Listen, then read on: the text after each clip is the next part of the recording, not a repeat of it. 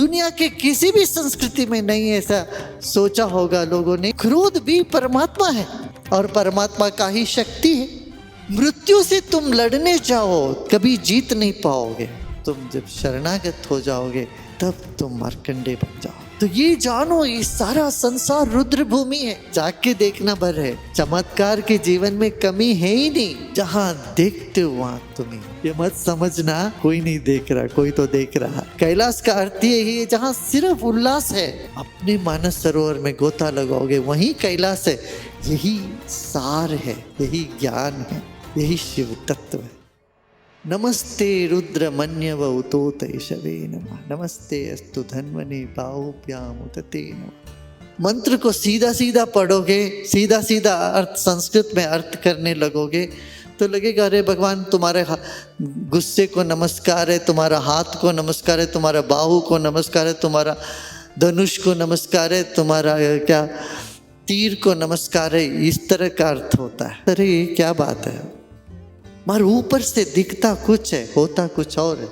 उसकी गहराई में उतर के देखो तो हाँ, जो हमको रुलाता है और हमको रोने से रोकता है वह शक्ति सर्वव्यापी है। ऐसे ही क्रोध भी सहज है।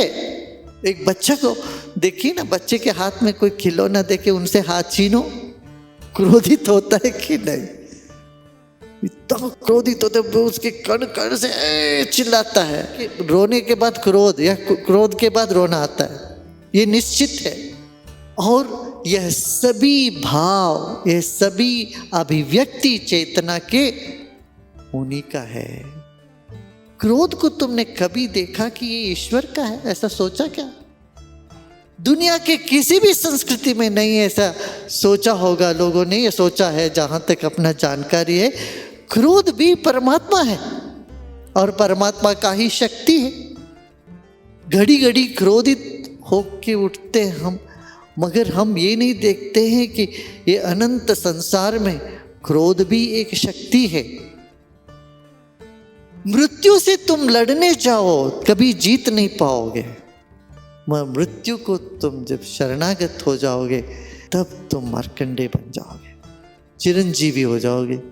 मृत्यु से आज तक कोई जीता नहीं है लड़के, मगर जब शिव तत्व में जागे तो उनको मृत्यु है ही नहीं। मृत्यु क्या है? शरीर का छूटना।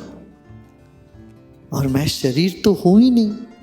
यही सार है, यही ज्ञान है, यही शिव तत्व है।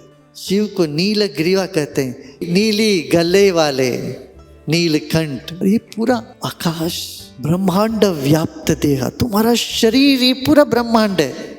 एक कहानी भी है, शिव का पैर और सिर ढूंढने गए, मिला नहीं।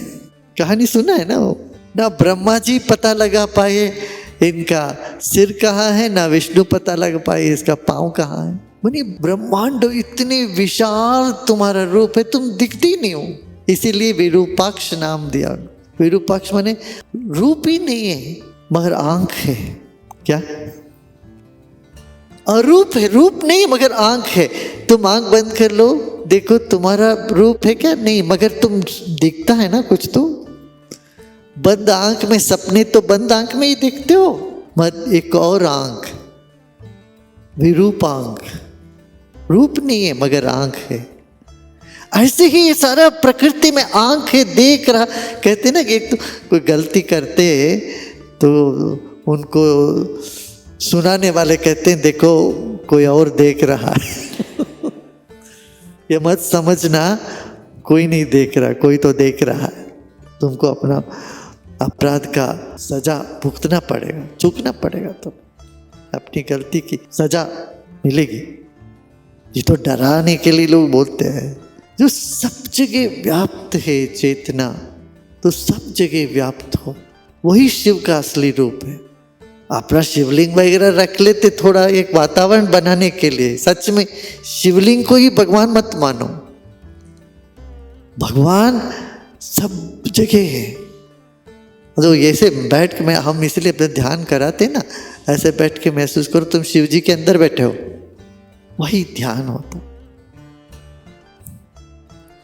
इसलिए ज्योतिर्लिंग का भी यही अर्थ है। वो लिंग ज्योति के रूप में है, ये मानो। वहां जाके तुम पत्थर को पकड़ के मत बैठो, वहां बैठ के ये सोचो कि ज्योति रूप में, जिसे ज्योतिर्लिंग बोला गया, ज्योति में जाओ और तुम ज्योति स्वरूप हो। अपने में तुम गोता लगाओ। कहाँ मानस सरोवर ढूंढ के जाते लोग, अपने मानस सरोवर में गोता लगाओगे, वहीं कैलाश है। कैलाश का अर्थ यही है जहां सिर्फ उल्लास है। लास माने क्या? उत्सव, आनंद। केवल लास जहां होता वहां कैलाश, जहां सिर्फ आनंद ही आनंद है, उत्साह ही उत्साह, उत्सव ही उत्सव है। और वो कहाँ है? मानस सरोवर के तट पर है। तुम्हारा मानस कुआं बना रहा तो वहां कोई कैलाश नहीं मिलेगी। मन को सरोवर जैसे विशाल हो तब कैलाश भी वहीं प्रकट हो जाएगा। कैलाश होते तो कैलाशपति भी वही होंगे। फिर क्या शिव तुम भिषज है? ठीक है, जब बीमारी नहीं है तो सब कुछ ठीक लगता, बीमारी हो तो खाना भी पसंद नहीं आता, किसी को देखना, बात करना कुछ भी नहीं जचता है, कुछ भी अच्छा नहीं लगता है। ये भवरोग से पीड़ित मैं हूं, तब दवा देने वाला कौन है? तुम ही हो। भिषक बोले कि प्रथमो दैव्यो भिषक, तुम देवताओं के भी तुम ही तो डॉक्टर हो, वैद्य हो। इतना समझ में आ गया, मैं रोग से पीड़ित हूं, मेरा ये रोग को तुम मिटाओ, ये प्रार्थना कर। प्रथमो दैव्यो भिषक, और मैं हजारों सांपों से काटा हुआ हूं। तरह तरह की सांप है इस दुनिया में, इन सबसे मैं पीड़ित हूं। किसी की बात सुनकर वो सांप की काटने जैसा ही हो जाता है, वो बात आपके दिमाग में दिन रात घूमता रहे, वो जहरीली हो जाती है, तुम्हारे अंदर टॉक्सिन्स पैदा कर देता है। होता है कि नहीं? बताओ। कहते टॉक्सिक कंपनीज होते, किसी किसी का संगत इतना जहरीली होता है ना, मगर उनसे भागने की जरूरत नहीं है, इतना सचेत हो जाना बस काफी है। और ये सब से जब पीड़ित है तो हम क्या कर सकते? तब उनके शरण में जाओ भाई, रुद्र को कहो भगवान तुम ये सब सांपों से मेरे को बचाओ, तुम ही तो दवा दे सकते, तुम ही दवा हो, तुम ही हमारे लिए वैद्य भी हो। और तुमको पाने के लिए बहुत कुछ नहीं करना पड़ेगा। एक सरल, सहज, सरल अनपढ़ व्यक्ति भी तुमको पा सकते हैं। इसके लिए कोई भी क्वालिफिकेशन की जरूरत नहीं। ऐसा नहीं कोई पंडित ही पा सकता है, नहीं, शिव जी को तो सब पा सकते हैं।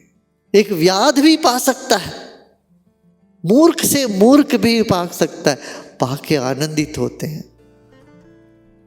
बोल रहे महिलाएं जो पानी भर के जा रहे, भोली भाली गोपियां, वो भी तुमको देख के आह्लादित हो उठी है। तुमको महसूस करके, भीतर से तुम्हें महसूस करके वो उत्तम गति को पहुंच रही है। तुम देख के ऐसे आनंद विभोर हो गए। रोना अभी भी बंद नहीं हुआ, मगर बदल गया रोना, आनंद में परिवर्तित हो। तो रुद्र तो तभी है, तुम इतना आनंद देख के भी मुझे रुलाते हो। पहले छोटी छोटी चीजों के लिए रो रहे थे, नौकरी के लिए, पैसे के लिए, संबंधों के लिए, मित्रता के लिए, इसके लिए, उसके लिए, प्रतिष्ठा के लिए, मान के लिए रो रहे थे। अब वो सब रोना व्यर्थ हुआ। रुद्र मिले तो ये सब रोना बंद हो गया, मगर दूसरा रोना शुरू हो गया। क्या है? आनंद की आंसू तुम रुलाते हो, प्रेम की आंसू तुम बहाते हो मेरे से। सदृष्टो मृडयाति न, मृडा में माने खुश हो जाना, संतुष्ट हो जाना, आनंदित हो जाना। आपके स्मरण से आनंद होने लगता है सबको। कि किसको? भोले भाले लोगों को। इसलिए भोले भाव मिले रघुराई, न चतुराई से, चतुराई से नहीं मिलता, भोले भाव से मिलता।